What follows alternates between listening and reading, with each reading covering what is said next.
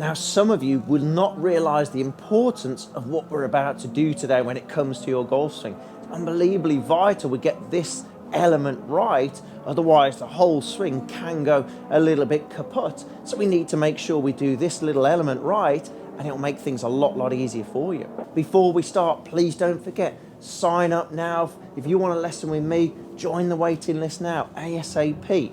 Now on to today's tip. Now, as we talked about, this is really important. Again, you see so many YouTube videos out there talking about the most important part of the golf swing. There are, don't get me wrong, many important parts. But for me, this is really one of the truly most important parts. What is it? It's the takeaway. It's trying to get that club back and the movement pattern back as we should be. Or, I'm going to use this word quite a bit today, sequence. Because that word comes up so many times, sequence. What does it actually mean?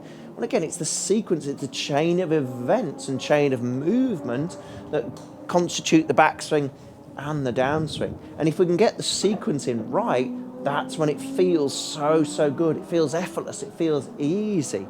Whereas if we don't get the sequencing right, it feels really cumbersome. It feels like we're putting a load of effort in for not much return. But if we get the sequencing absolutely right, it makes it so much easier for this golf swing to feel so effortless and to be a lot more repeatable. So what is the right sequencing of that takeaway? Well, for me, one rule, it's bigger muscles first. So we use the bigger muscles of the shoulders and the torso to make sure we're moving that club back. Because if we start with the smaller muscles, the hands, that's when we're going to really struggle. So it's the bigger muscles that start first, then the next biggest, then the next biggest, then the next biggest, and then we eventually get to the top of our swing, and that's when we use those smaller muscles of the hands and the wrists to finish that backswing. Because if we get the backswing in position, again, it makes it so much easier to get that club down to where we'd like it to be.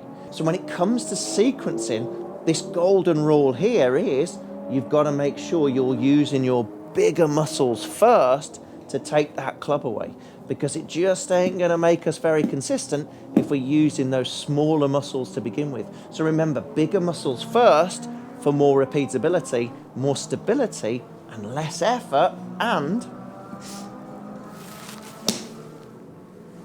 just a lot more repeatability in that ball strike. Bigger muscles first.